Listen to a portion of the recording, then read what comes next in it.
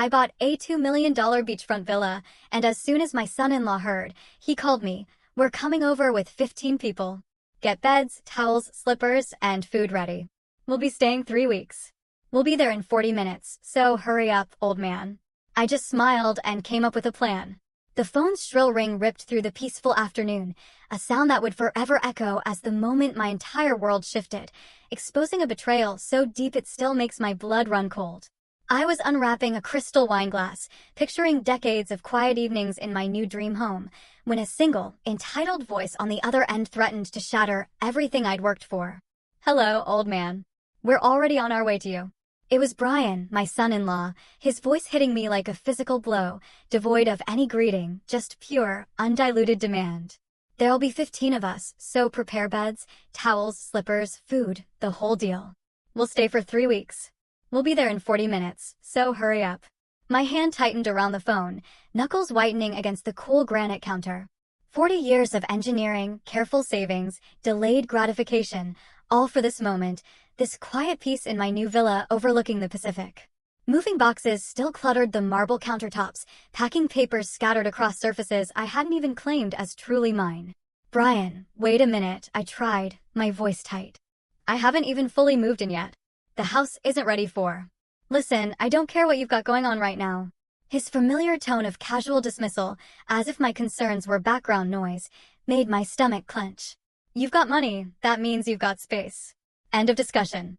The salty ocean breeze, once a symbol of my freedom, suddenly felt poisoned by his words.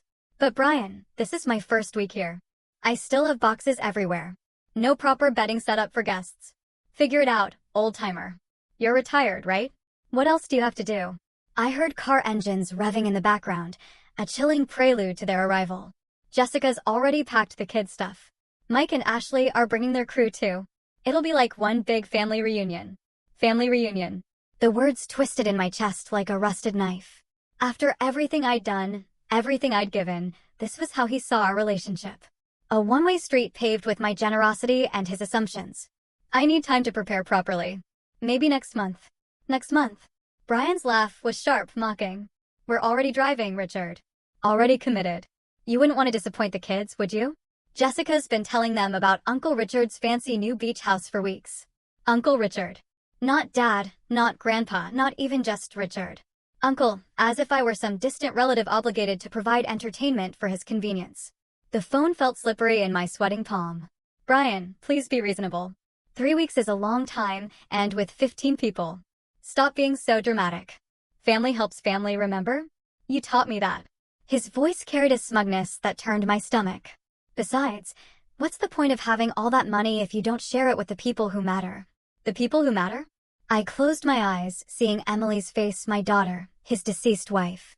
She was the bridge between us that death had burned away 3 years ago. What would she think of this conversation? What would she say about her husband's tone?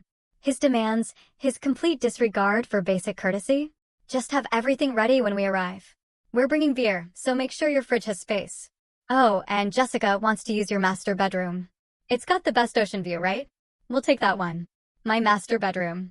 The sanctuary I dreamed of for decades, with its private balcony overlooking the endless Pacific. The room where I'd planned to finally rest, to enjoy the fruits of 4 decades of careful living and strategic sacrifice. The master bedroom is perfect. See you in 35 minutes now. Don't keep us waiting outside. The line went dead. I stood motionless in my sunlit kitchen, holding the silent phone like evidence of a crime. Seagulls danced above the waves, their cries mixing with the distant surf. This was supposed to be my paradise, my reward for a lifetime of putting others first. My hands still trembled as I lowered the phone. 35 minutes. 15 people. 3 weeks. The crystal wine glass I'd been unpacking caught the afternoon light, throwing rainbow patterns across the marble. Such a delicate thing, beautiful and fragile, like the peace I thought I'd finally earned. The phone slipped from my numb fingers onto the granite counter with a soft click. My legs felt unsteady as I walked toward the living room, past walls still bare of the artwork I'd carefully collected. Everything waited in boxes. My life in limbo between the past and what I'd hoped would be a peaceful future. Emily's photo smiled at me from the mantelpiece, the only item I'd unpacked first, needing her presence in this new space. I picked up the silver frame with shaking hands, studying her warm brown eyes, the gentle curve of her smile. 3 years since cancer took her, but the ache remained fresh. "Dad, Brian's really trying to find work," her voice echoed in my memory. "Could you help us just this once?" Just this once. Those 3 words had become the soundtrack of my relationship with Brian Miller. I sank into the leather reading chair I'd positioned to face the ocean, Emily's photo cradled in my lap. The afternoon sun streamed through the windows, but my mind drifted to darker times. The first emergency had come 6 months after their wedding. Brian's startup company folded, leaving him unemployed with mounting credit card debt. $18,000 I'd transferred from my retirement savings, watching my carefully planned financial timeline shift forward by 6 months. "You're so generous, Dad," Emily had whispered over dinner that night. "Brian appreciates everything, even if he doesn't always show it." But Brian never showed it. Not when I paid for his MBA program, $45,000 spread over 2 years. Not when I covered their mortgage down payment because his credit score couldn't secure a decent rate, $60,000 that time. Money I'd earmarked for my own dream home fund. I ran my fingers through my gray hair, remembering the pattern that had emerged.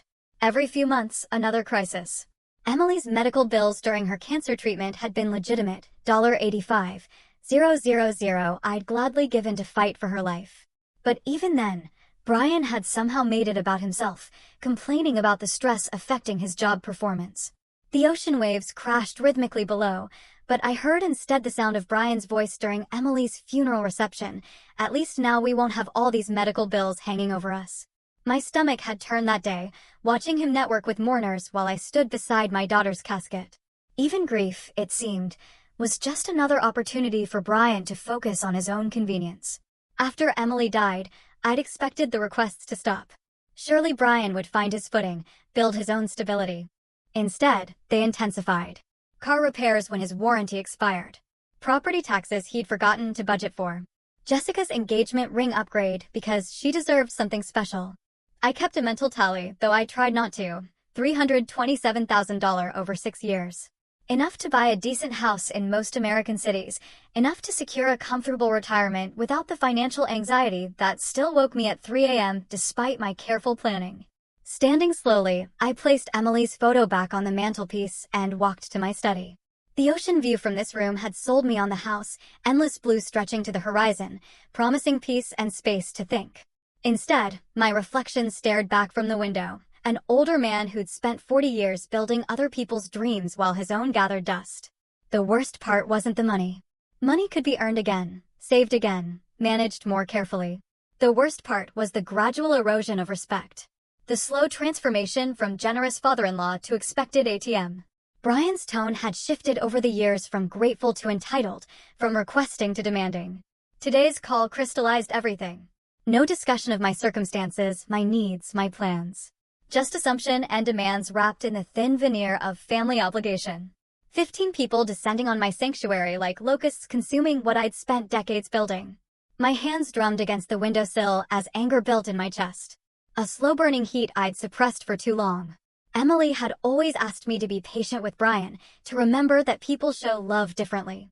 But Emily was gone, and Brian's version of love looked suspiciously like exploitation. The sound of car engines in the distance pulled me from my thoughts. Faint, but growing louder, multiple vehicles approaching up the winding coastal road that led to my villa. My 35 minutes of peace had evaporated faster than morning fog.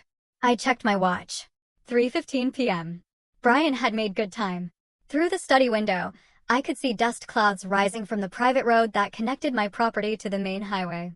For vehicles, maybe 5, moving in convoy formation like an invasion force approaching a conquered territory. My jaw clenched as I watched them approach. This wasn't a family visit. This was a siege. Car doors slammed in rapid succession, the sounds echoing off the villa's stone facade like gunshots. I moved from the study window to the front entrance, watching through the side lights as 4 vehicles disgorged their passengers into my circular driveway. Brian's black SUV led the convoy, followed by 2 sedans and a pickup truck loaded with coolers, beach equipment, and enough luggage for a month-long expedition. 15 people. Brian hadn't been exaggerating. The front door felt solid beneath my palm as I gripped the handle, steadying myself for what was coming. Through the decorative glass, I watched Brian emerge from his SUV like a general surveying conquered territory. Designer sunglasses despite the afternoon shadows, that cocky stride I'd grown to despise. Jessica tumbled out of the passenger side, blonde hair whipping in the ocean breeze, immediately pulling out her phone to record everything. "Oh my gosh, you guys, look at this place." Her voice carried clearly across the driveway. "It's like a resort." I opened the door before they could ring the bell, hoping to maintain some semblance of control. The hope died instantly. "What's up, old man? How do you like our surprise?" Brian pushed past me into the foyer without waiting for an invitation, his eyes already scanning the interior like he was taking inventory. "Jessica, look, there's the hot tub I told you about." "Brian, I told you on the phone that I'm not ready for guests," but my words were lost in the chaos as the rest of the group streamed through my front door. A man I recognized as Mike, Brian's college roommate, let out a low whistle. "Dude's got serious money. Why not share it with family, right?" Ashley, Jessica's sister, pushed through, carrying 2 oversized suitcases. "This place is absolutely perfect for our vacation. The kids are going to love that pool." She gestured toward my infinity pool, visible through the back windows. "Kids." I hadn't heard anything about children on the phone. "Stop being so dramatic, Richard." Brian had already made it to the living room, his wet sandals leaving sandy footprints on my imported Italian marble. "Family helps family. You taught me that, remember." More people flooded in. Faces I didn't recognize mixed with others I'd met at Emily's funeral. Kevin, someone's boyfriend, carried a cooler full of beer like he was arriving at a college party. 2 women I'd never seen before were already discussing room assignments, as if I weren't standing right there. "Excuse me," I called out, my voice barely audible over the growing din. "Could everyone please, oh my gosh, you guys have to see this kitchen." Jessica had discovered the gourmet cooking space I'd spent months designing. She held her phone up, live streaming to her social media followers. "We're staying at my father-in-law's incredible beach house. Look at this view." Father-in-law. The title felt like sandpaper in my ears. Brian had never called me Dad, even when Emily was alive. Always Richard, always maintaining that distance. But Jessica claimed the family connection when it suited her purposes. Someone had found my sound system and filled the house with thumping music. Bags and coolers appeared everywhere, dumped in the foyer, stacked against my pristine walls, claiming spaces throughout my sanctuary like territorial markers.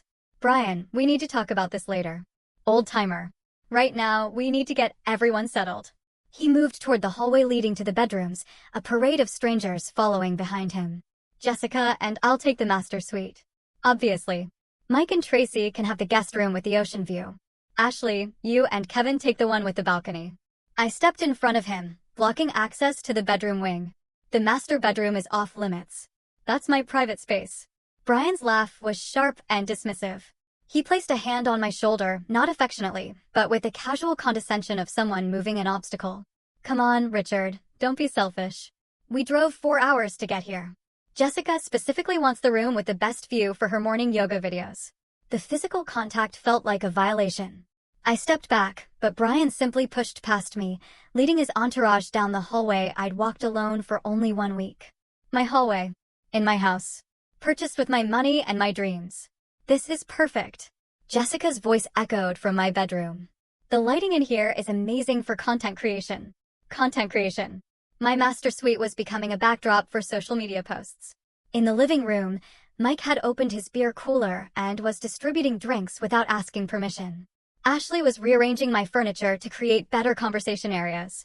Someone's child, I hadn't even seen them arrive, was running around the pool deck in wet swimwear, leaving dark footprints on the limestone I'd spent a fortune importing from Portugal.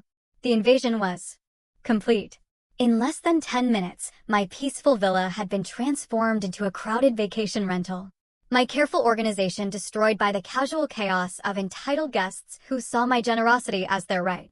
I stood in my own foyer, feeling like a stranger, watching people I barely knew claim ownership of spaces I dreamed about for decades. The ocean view through my windows remained beautiful, but it now framed a scene of occupation rather than tranquility. Brian emerged from my bedroom, grinning with satisfaction. "This is going to be the best 3 weeks ever. Jessica's already planning a housewarming party for tomorrow night. Hope you don't mind." She invited a few more people from her yoga studio. A few more people. My jaw clenched so tightly I thought my teeth might crack. This wasn't a family visit. This was a hostile takeover, and I was being demoted from homeowner to unpaid staff in my own paradise. Jessica emerged from my master bathroom like she owned the place, a white towel wrapped around her wet hair, water droplets marking a trail across my imported marble floors. She carried her designer suitcase with casual confidence, already planning where to arrange her belongings in my private sanctuary. "Excuse me." I planted myself firmly in the bedroom doorway, arms crossed. "This room is off limits." She paused, genuinely surprised by the resistance. "Oh, come on, Rick. We talked about this already. The lighting in here is perfect for my morning routine videos." "No." The word came out harder than I'd intended. "Everyone needs to leave now." Jessica's blue eyes widened with practiced innocence. She shifted her suitcase to one hand and placed the other on her hip, a pose I recognized from her social media photos. "Rick, honey, we're family. Why are you being so hostile?" Behind her, Brian appeared in the hallway, drawn by the unexpected confrontation. His expression darkened when he saw me blocking access to what he'd already claimed as his territory. "Richard, move aside.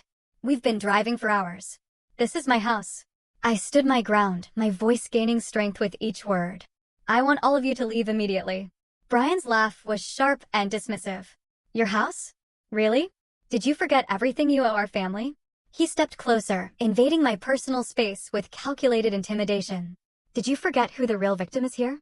The real victim." After $300,000, after 6 years of constant financial bleeding, after giving him my daughter's inheritance and my own retirement security, I was somehow the debtor in his twisted accounting. "I don't owe you anything." My hands shook, but not with fear, with suppressed rage that had been building for years. "This conversation is over." Jessica tried to squeeze past me with her suitcase, assuming my resistance was merely theatrical. I shifted to block her path completely, and she stumbled backward with a gasp of genuine shock. "Rick, that's so rude." The commotion drew others from throughout the house. Mike appeared with a beer in his hand, Kevin close behind carrying beach towels like trophies. Ashley emerged from the guest bathroom, her makeup half applied. Someone turned down the music, and suddenly the entire group was watching our standoff.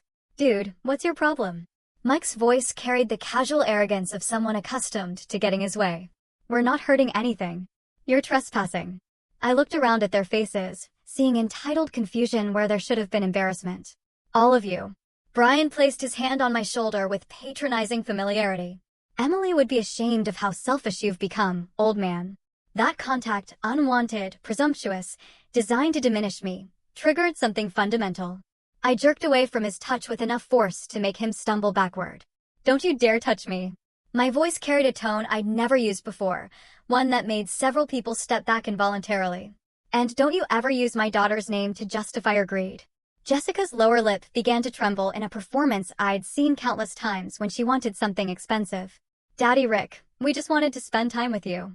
We thought you'd be happy to share your beautiful house with family." Daddy Rick. The nickname made my skin crawl. This woman who'd married my daughter's widower, who'd moved into the apartment I'd helped furnish, who'd worn Emily's jewelry to their wedding. She thought endearments would erase the audacity of her invasion. "Happy?" I looked around at the chaos they'd created in 30 minutes.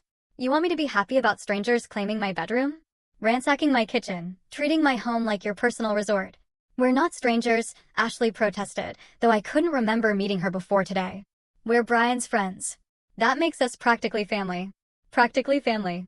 The phrase that apparently granted unlimited access to my life, my resources, my peace. Brian sensed the mood shifting and tried to regain control. "Look, Richard, I understand you're overwhelmed. Moving is stressful, but we're here now. We've made arrangements, and turning us away would create serious problems for everyone." The threat was subtle, but unmistakable. Serious problems? For whom? For his friends who'd driven 4 hours expecting a free vacation? For Jessica, who'd promised her social media followers exclusive content from a luxury villa? For Brian, who'd painted himself as the generous family member providing his friends with access to his wealthy father-in-law's property? "The only problem," I said, my voice steady despite the adrenaline coursing through my system, "is 15 people who think they can occupy someone else's home without permission." Without permission? Brian's mask of reasonableness finally slipped. "After everything this family has been through, after everything you've put us through with your demands and expectations, everything I'd put them through." 6 years of writing checks, covering emergencies, enabling their lifestyle, and somehow I was the one making demands. Kevin stepped forward, his beer-scented confidence filling the hallway. Look, Pops, maybe you should just chill out. We'll clean up after ourselves. No harm, no foul. Pops. Another casual diminishment from a stranger drinking my beer in my hallway. The group was closing ranks now, their body language shifting from apologetic to defensive. 15 against 1 in my own home. They'd spent their entire drive here assuming I'd capitulate, planning their 3-week vacation around my expected surrender. Brian moved closer again, his voice dropping to the tone he'd always used when delivering ultimatums. Think carefully about your next move, Richard. Some decisions can't be undone. Some relationships can't be repaired once they're broken. There it was. The naked threat wrapped in concern for family harmony, cross us and lose us forever. As if their presence in my life was a gift rather than a burden I'd carried for too long. I looked around at their faces. Entitled, expectant, already calculating how to spin this story to make me the villain. In their minds, I was the unreasonable rich relative who'd forgotten his place in their hierarchy of need. But standing there in my own hallway, defending my own bedroom door, I finally understood something crucial. Some relationships were already broken. Some had never been real in the first place. The question wasn't whether I could afford to lose them. The question was whether I could afford to keep them. Brian's threat hung in the air like smoke from a house fire, toxic and impossible to ignore. 15 faces stared at me with varying degrees of hostility and confusion, waiting for my capitulation. They'd driven 4 hours expecting compliance, not confrontation. You're right about one thing, I said, stepping back from the bedroom doorway. Some decisions can't be undone. I turned and walked deliberately toward my study, fishing my phone from my pocket. Behind me, Jessica's voice rose in theatrical desperation. Where are you going? We need to talk about this like adults. Like adults. From a woman who'd spent the last hour photographing herself in my bathroom for social media content. Finally coming to his senses, I heard Brian mutter to Mike, probably calling his lawyer to change his will, or something equally dramatic. The study door felt solid and reassuring as I closed it behind me, turning the lock with a satisfying click. This room was my sanctuary. Floor-to-ceiling bookshelves, my engineering texts, the massive oak desk where I'd planned my retirement finances. Through the window, the Pacific stretched endlessly, indifferent to human drama. I dialed 911. 911, what's your emergency? The operator's professional calm steadied my nerves. I need police assistance. There are people in my home who refuse to leave when asked. Sir, are you in immediate physical danger? Outside the study door, I could hear urgent whispers and the sound of footsteps. They were gathering, planning their next approach. Not yet, but they're refusing to leave my property after being told multiple times. Can you verify that this is your legal residence, sir? Yes, I'm the homeowner. Purchased last month. I can provide documentation. The title papers sat in my desk drawer. Official proof of ownership that felt suddenly precious. Heavy knocking erupted on the study door. Richard. Brian's voice carried forced joviality. Come on out. Let's discuss this reasonably, sir. How many individuals are involved? The operator's questions followed standard protocol, each one reinforcing that I had legal standing here. 15 people.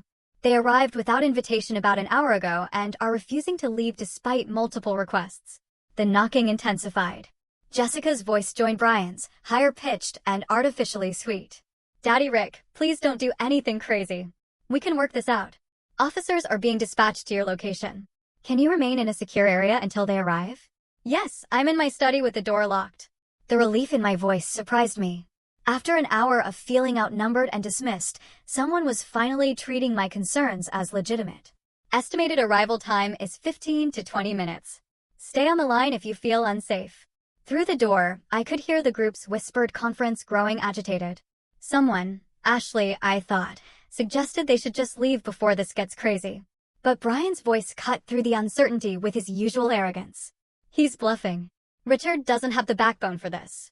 He'll come out in 5 minutes and apologize. The backbone. After 40 years of engineering work, after building a career that provided for everyone around me, after sacrificing my own dreams repeatedly for others' comfort, he questioned my backbone.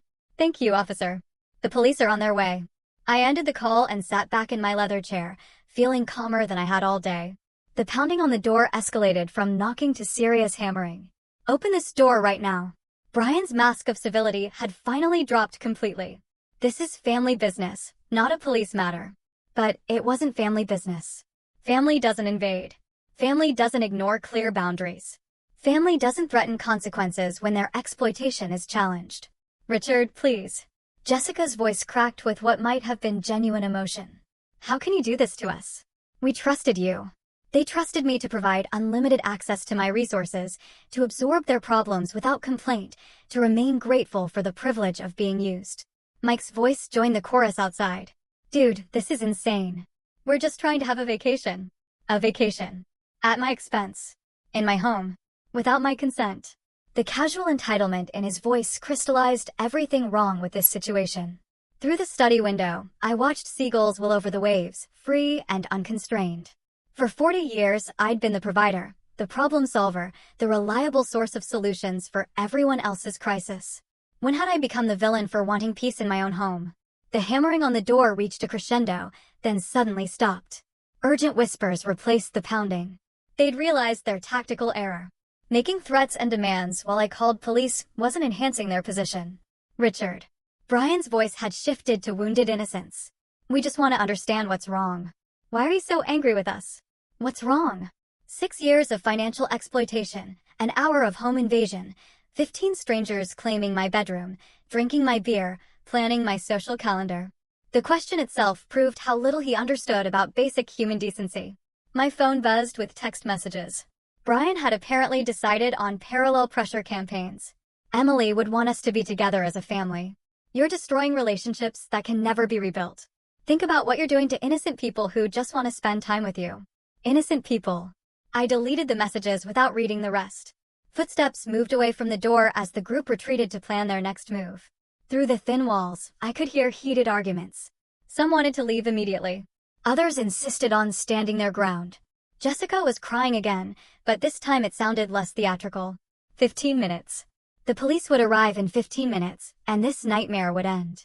I'd spent decades avoiding confrontation, smoothing over problems, writing checks to make difficulties disappear. Today, for the first time, I'd called for backup instead of capitulating. The sensation was both terrifying and liberating. Outside, car engines started. Some of the group was cutting their losses, unwilling to face police questioning about their vacation plans, but heavier footsteps remained in the hallway. Brian and his core supporters weren't retreating. The sound of sirens in the distance made my heart race with anticipation rather than fear. Help was coming. The sirens grew louder, cutting through the afternoon air like Judgment Day approaching. Outside my study door, the urgent whispers turned to panic-stricken strategy sessions. Footsteps scattered in multiple directions as reality finally penetrated their bubble of entitlement. Everyone just stay calm. Brian's voice carried forced authority, but I could hear the strain underneath. Let me handle this. It's just a misunderstanding. A misunderstanding. 15 uninvited guests refusing to leave someone's home wasn't a misunderstanding. It was trespassing. But Brian's entire worldview required casting himself as the reasonable party in every conflict. The doorbell rang with official authority, not the casual finger tap of social visitors, but the sustained professional pressure of law enforcement.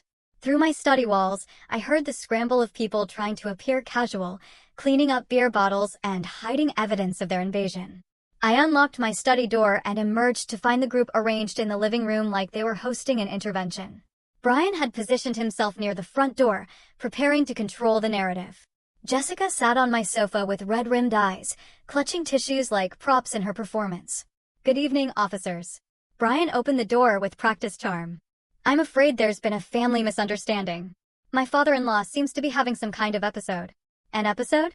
Of course, I was the problem, not the 15 people who'd invaded my home. 2 officers entered, a senior man with graying temples who introduced himself as Officer Johnson and a younger woman, Officer Martinez. Their presence immediately shifted the room's dynamic. Suddenly, Brian's swagger seemed forced. Jessica's tears looked theatrical, and the group's casual appropriation of my space felt obviously wrong. Sir, are you the homeowner who called about trespassing? Officer Johnson addressed me directly, his tone professional but sympathetic. Yes, I'm Richard Clark. This is my property. I pulled the deed from my study, hands steady despite the adrenaline. These people arrived without invitation and refused to leave. Officer Martinez scanned the room, taking in the scattered luggage, empty beer bottles, and general chaos. How many individuals are we talking about? 15. When they arrived. Some may have left when they heard the sirens. Brian stepped forward with his most reasonable expression. Officers, this is clearly a family dispute. Richard's been under stress since moving, and I think he's just overwhelmed by having visitors. Sir, family relationship doesn't override property rights, Officer Johnson replied, examining my deed. The homeowner has the legal authority to determine who stays on his property. The simple statement hit the room like a physical blow. For the first time all day, someone in authority had confirmed what I'd been saying. This was my house and my decision. Jessica looked genuinely shocked. But we're family. Doesn't that mean anything? Officer Martinez's expression remained neutral. Ma'am, family status doesn't grant automatic access to someone else's property without permission. Permission? Brian's voice rose despite his attempt to stay controlled. He's been planning this villa as a family gathering place for months. We just assumed you assumed wrong. Officer Johnson cut him off.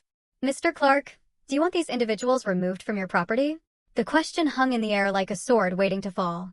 15 faces stared at me, some angry, some pleading, all finally understanding that their assumptions had been legally meaningless. Yes, I said clearly. I want them all to leave immediately. The words felt like lifting a weight I'd carried for years. No explanation, no justification, no apology for setting basic boundaries in my own home. Officer Martinez addressed the group. You have 15 minutes to gather your belongings and vacate the premises. Anyone who remains after that will be arrested for trespassing. The scramble began immediately. Mike and Kevin moved fastest, grabbing their beer cooler and mumbling apologies as they headed for the door. Ashley shot accusatory looks at Brian while stuffing clothes into her suitcase. Several people I barely recognized simply fled without saying goodbye. This is ridiculous. Brian protested as he watched his authority collapse. We drove 4 hours. We made arrangements. You made arrangements without consulting the property owner, Officer Johnson replied. That's not a legal reservation, sir. Jessica was gathering her belongings from my master bedroom, her movements sharp with anger. Richard, you're going to regret this decision for the rest of your life. But I felt no regret, only relief. Watching strangers remove their possessions from my private spaces felt like reclaiming stolen territory. Brian made one final attempt at manipulation as he packed his SUV. Emily would be ashamed of what you've become, old man. Selfish and bitter. Officer Johnson stepped between us. Sir, you need to leave now. Any further contact with Mr. Clark could be considered harassment. The last car pulled out of my driveway as the sun touched the horizon, painting my villa in golden light. Officer Martinez completed her paperwork while Officer Johnson explained the documentation process. You'll have a formal report number for your records. If they return without permission, call us immediately. Today's incident establishes a clear pattern of trespassing. After the officers left, I stood alone in my foyer, surrounded by blessed silence. The chaos was gone. Scattered beer bottles, sandy footprints, the sound of entitled voices claiming my spaces. My phone buzzed with angry text messages, but I turned it off without reading them. For the first time in 6 years, I'd said no without apologizing. I'd called for help instead of suffering in silence. I'd chosen my own peace over their convenience. The ocean waves crashed rhythmically outside my windows, washing the beach clean with each cycle. Tomorrow would bring new challenges, angry phone calls, social media campaigns, family members choosing sides. But tonight, my home was mine again. And that felt like the beginning of something that looked remarkably like freedom. The deadbolt clicked with finality as I watched the last police car disappear down the coastal road, its taillights fading into the gathering dusk. The incident report crinkled in my grip, official documentation that I'd been right, that my home was mine to control. Yet, standing in my empty foyer, I felt strangely hollow instead of triumphant. Silence pressed against my eardrums after hours of chaos. No arguing voices.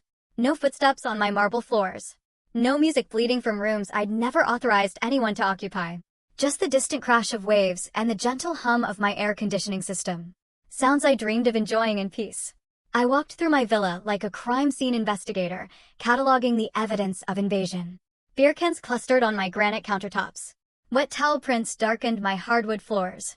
Furniture sat askew where strangers had rearranged my careful design. In the guest bathroom, Jessica's makeup still stained my marble vanity. Foundation smears like territorial markings. The master bedroom felt violated in ways beyond the physical.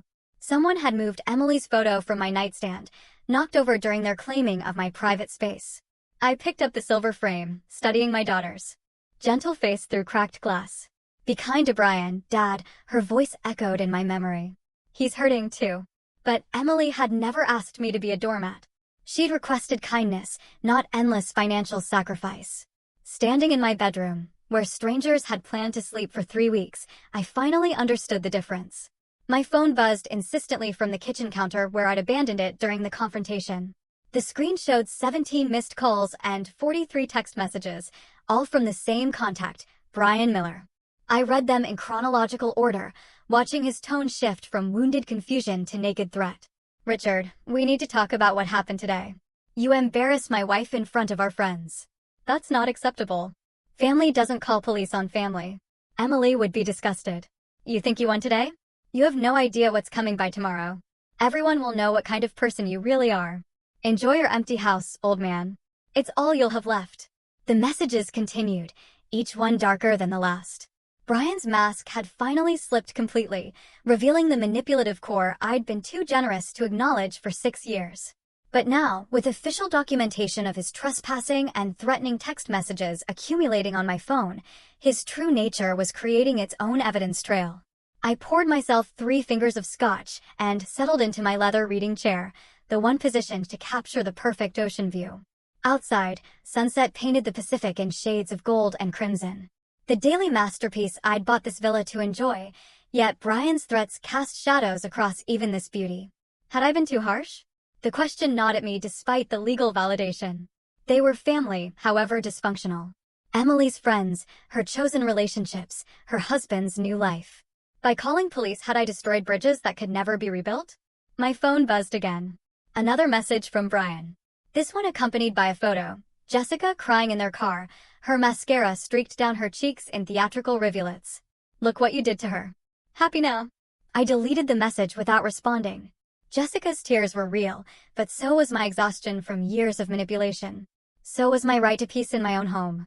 So was the $290,000 I'd given them without receiving even basic courtesy in return. The scotch burned warm in my chest as I continued my house restoration ritual. Each straightened piece of furniture felt like reclaiming stolen territory. Each clean surface erased evidence of their presumption. The physical work helped process the emotional earthquake of finally saying no. But as evening deepened into night, unease crept in alongside satisfaction. Brian's final messages carried an ominous certainty that worried me more than his earlier rage. "You have no idea what's coming."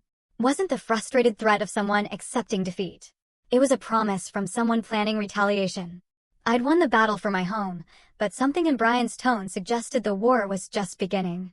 Emily's photo smiled at me from the restored nightstand, her expression peaceful in the lamplight. What would she think of today's events? Would she approve of my standing firm? Or would she see only the destruction of family harmony she'd worked so hard to maintain? "I think you'd understand, sweetheart," I whispered to her image. "You taught me to be generous, not stupid." My phone lit up with another notification. The screen showing Brian's name yet again. This time I turned it off completely, but not before glimpsing the preview of his latest message. "Tomorrow, everyone will see." The threat hung unfinished in the darkness, promising complications I couldn't yet imagine. Whatever Brian was planning, it would arrive with the morning sun. For tonight, at least, my home was mine. But victory had never felt so fragile. Sunlight streamed through my kitchen windows as I reached for my silent phone to check the time. 8:47 a.m. I'd slept poorly, Brian's threats echoing through restless dreams. The device felt warm in my palm, its screen lighting up with a cascade of notifications that made my stomach drop. 47 alerts from Facebook, Instagram, and text messages. My email showed dozens of new messages from people I hadn't heard from in years. Something had happened overnight. Something significant enough to wake my entire social network. I opened Facebook first, immediately finding Brian's post at the top of my feed. The words hit like a physical blow. My father-in-law kicked his own family out of his house yesterday. Called the police on us like we were criminals. Money really does change people. My late wife, Emily, would be heartbroken to see what her father has become. We just wanted to spend time with him at his new mansion, but apparently we're not worthy anymore. Prayers needed for our family during this difficult time. The post had been shared 43 times overnight. Comments poured down the screen like accusations. Heartbreaking. Can't believe someone would treat family this way. Money corrupts. Poor Jessica and the kids. Kids. There had been no children yesterday, but Brian's narrative was already growing more tragic in the retelling. Jessica had posted a video testimonial filmed in their car with red-rimmed eyes and trembling voice. I just can't understand how someone who used to love us could turn so cold. We brought friends to meet him, to share in his success, and he treated us like strangers. Emily used to say her dad was the most generous man alive. I guess she never saw this side of him. My hands shook as I scrolled through the responses. Old neighbors from my previous house, colleagues from my engineering firm, even Emily's college friends, all expressing shock and disappointment. The narrative was simple, compelling, and completely false. But Brian had presented it first, claiming the moral high ground before I even knew a war had started. I tried commenting on his post, fingers clumsy on the small keyboard. This is one-sided. Brian brought 15 people to my house without invitation or permission. When asked to leave, they refused. I had every right, but my comment looked defensive against Brian's emotional appeal. Within minutes, replies appeared. Classic gaslighting, Richard. Why are you trying to justify abandoning family? 15 people? That sounds exaggerated. Brian's response came quickly. See how he's trying to rewrite history? This is exactly the kind of manipulation Emily used to complain about in private. Emily complaining about me in private. The lie was so audacious, so calculating that it took my breath away. But people were believing it, sharing it, adding their own interpretations and outrage. Ashley had shared the post with her commentary. Disgusting behavior from someone who should know better. Jessica's like a daughter to me, and seeing her treated this way makes me sick. Mike added, we drove 4 hours just to spend time with family. Got treated like criminals for wanting to use his pool. Rich people problems, I guess. A pool party. That's what they were calling their invasion now. A simple request to use family facilities, cruelly denied by a bitter old man with more money than heart. I moved to the kitchen table, coffee growing cold as I read comment after comment. People I'd known for decades were questioning my character based on Brian's carefully crafted sob story. Former neighbors expressed disappointment. Emily's friends spoke of feeling deceived about my true nature. Margaret Chin, Emily's closest college friend, had written, Richard, I'm shocked. This doesn't sound like the man Emily described. What happened to you? I tried responding privately. Margaret, there's much more to this story. Brian brought 15 people to my house without asking, claimed my master bedroom, and refused to leave when I asked them to. The police confirmed I had every right to remove them. A reply came within an hour. I find it hard to believe Emily's husband would lie about something like this. Maybe you should look at your own behavior instead of blaming others. The realization hit me like cold water. Brian had weaponized Emily's memory and their shared grief. He was the suffering widower, the devoted husband still mourning my daughter 3 years later. I was the wealthy father-in-law who'd abandoned him in his time of need, choosing money over family bonds. Every attempt to defend myself made me look worse. Social media rewarded emotional authenticity over factual accuracy. And Brian's tearful narrative was perfectly calibrated for viral sympathy. My dry explanations about property rights and legal documentation sounded petty against his heartbroken father-in-law's story. By noon, the post had been shared 87 times. Local news pages were picking it up as a human interest story about family dysfunction in wealthy communities. Comment threads spawned their own comment threads, each one amplifying Brian's version while dismissing my attempts at clarification. I closed the laptop in frustrated defeat and stared at my study wall lined with engineering certificates and achievement awards. 40 years of professional recognition, community service, charitable giving. None of it mattered against one manipulative Facebook post crafted to trigger a maximum emotional response. My college diploma hung in its place of honor, the engineering degree that had taught me systematic problem-solving and evidence-based analysis. Social media wasn't about truth or evidence. It was about narrative control and emotional manipulation. Skills I'd never needed to develop and weapons I'd never learned to wield. But engineering had taught me something valuable. Every problem had a solution if you approached it systematically. Brian might have won the first round with superior social media strategy, but this war would ultimately be decided by facts, documentation, and legal reality. I needed to stop playing defense on his chosen battlefield and start building my own case with the tools I understood: evidence, documentation, and professional expertise. The question was whether I could assemble a defense faster than his lies could spread. I turned away from the computer screen and faced my wall of professional achievements. Engineering degrees, project awards, 40 years of systematic problem solving represented in frames and certificates. Brian might understand social media manipulation, but I understood something more fundamental: how to break complex problems into manageable components and solve them methodically. This was just another engineering challenge. Brian had created a structural weakness in his narrative by building it on lies.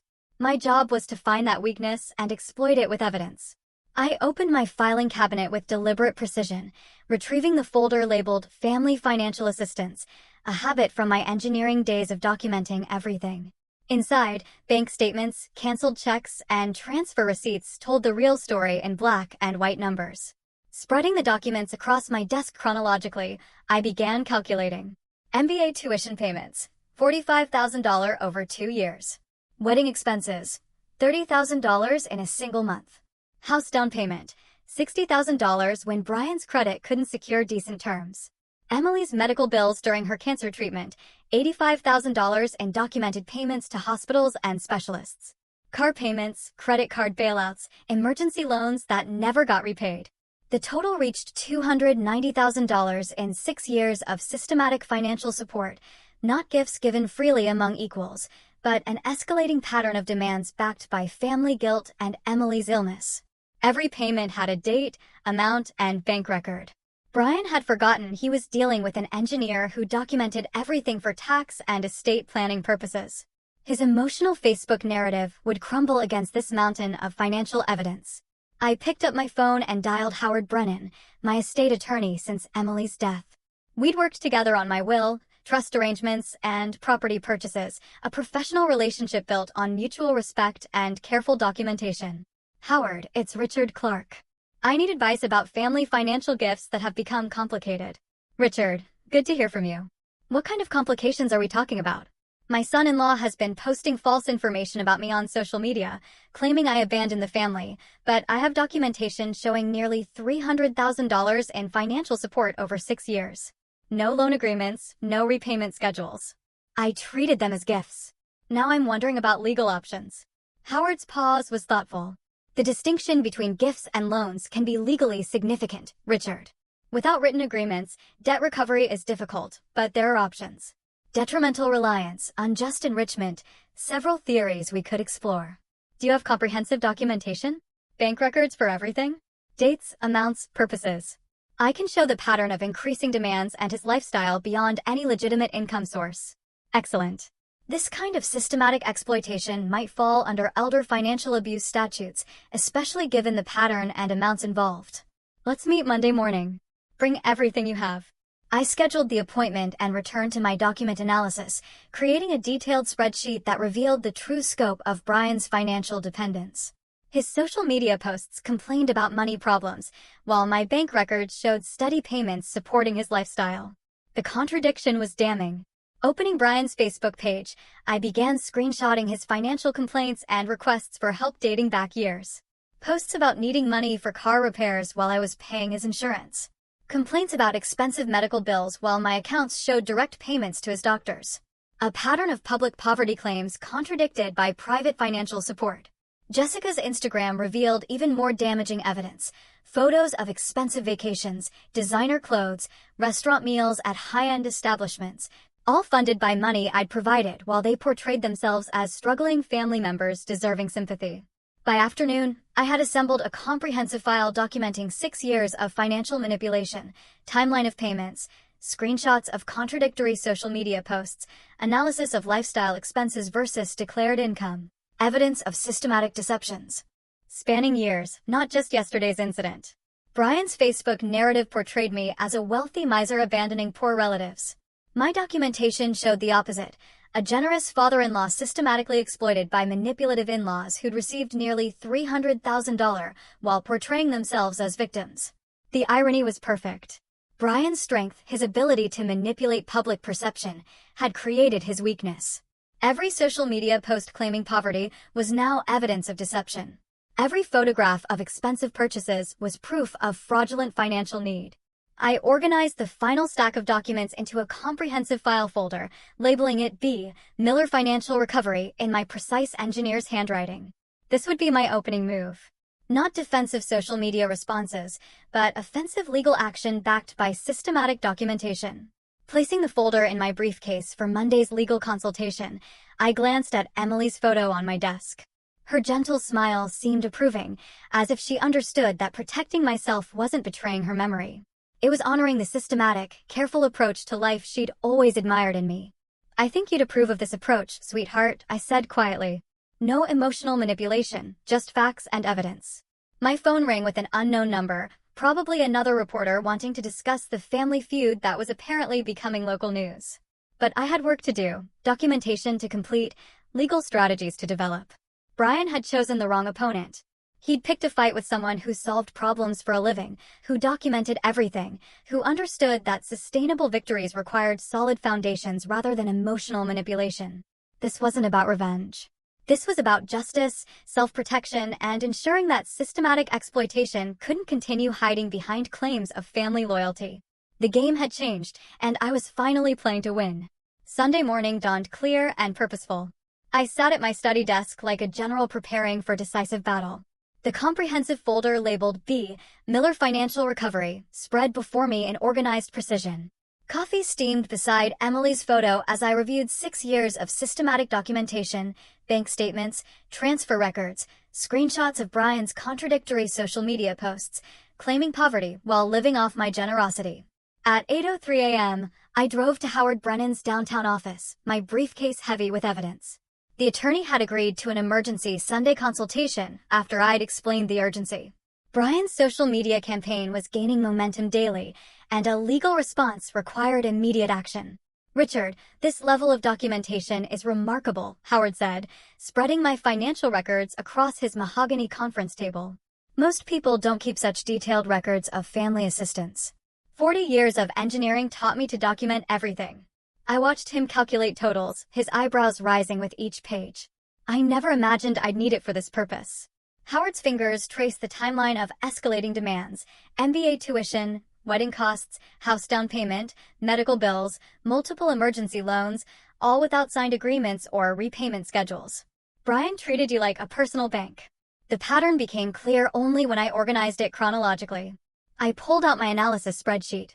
Small requests at first, always with promises to repay when things stabilized, but his lifestyle never matched any legitimate income source.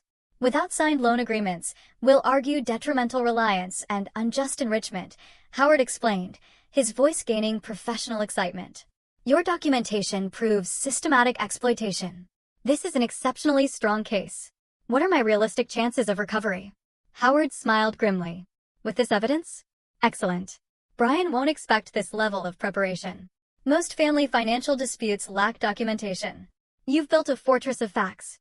We spent 2 hours developing strategy, court filing for Monday morning, service of process to catch Brian off guard, defamation counterclaims based on his false social media narrative, timeline for asset discovery, and payment enforcement. At noon, I drove to my bank's main branch, armed with Howard's letter requesting certified transaction records.